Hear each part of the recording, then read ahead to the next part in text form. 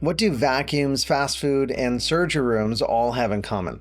They're revolutionized by stealing ideas from completely unrelated industries. And as you'll see inside this video, you don't have to be a genius to learn how to solve problems like one. Hi, my name is John Ryan. I'm a master trainer and coach. And one of the things I've noticed over the last 30 years in training development is that the top coaches and the top leaders don't always look deeper to solve a problem. They know how to look sideways so that they can see what others don't see. Let me show you what I mean. James Dyson was frustrated and disappointed because every vacuum he bought lost suction after a while because the bag would get clogged and the airflow would begin to reduce. One day while touring a sawmill, he noticed something: huge cyclones spinning dust out of the air, no bag needed. He thought to himself, what if we use that inside of a vacuum? He got to work, and after over 5,000 prototypes, he invented the world's first bagless vacuum. He didn't spend his time trying to build a better bag.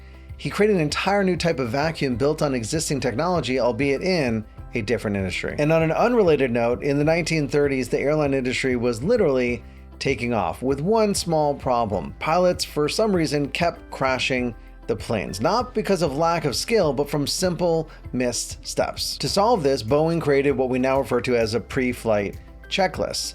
Decades later, doctors noticed that surgical errors were following a similar pattern, small steps being missed in the course of surgery. So what do? They stole the idea from the airline industry, and a simple checklist reduced deaths and complications by over 30%. And it wasn't reinventing the wheel, and it really wasn't even innovation. It was simply modeling success from another area. And you definitely know this one. In 1948, a small restaurant chain shut down their operations for about 3 months, not because they were failing, but because they were reinventing. They were inspired by Henry Ford's car factory using the assembly line and made their own version called the Speedy System, an assembly line for burgers. Can you guess it?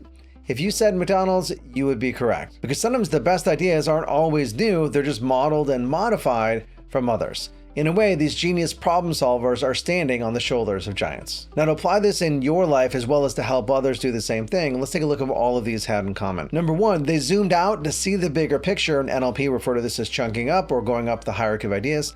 And then they looked sideways, also known as lateral chunking, to find a totally different perspective. They didn't just ask, how do I fix this? They asked, where is this problem already solved? I remember when I was first building up my online training company, NLP Unlimited. When we first started out, it was really easy to navigate because there was only a few courses. But over the last half decade now of development, we have hundreds of hours of training. That can be a little bit overwhelming, even if it's well organized. And as I started to think about how to solve this, I started by chunking up. What's my goal?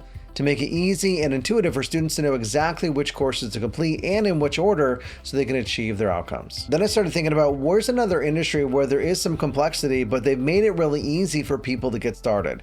And I thought of technology. When you think about buying technology like a camera or anything with some complexity to it, oftentimes when you get it, you get two things. You get a full manual with all the options, and you also get the quick start guide. So we started doing the same thing inside of our trainings, beginning with a quick start guide so people know exactly what they need to do so they can hit the ground running. So if you're feeling stuck or trying to solve a problem, try this. Start by zooming out. What's the higher level goal here? And then where else is this problem already solved? And if you're serious about developing your ability to solve problems at a higher level for yourself and for others, let's connect. I'll put a link to my calendar in the description below. Book a time, and we'll figure out what the right next step is for you. Until next time, develop yourself, empower others, and lead by example.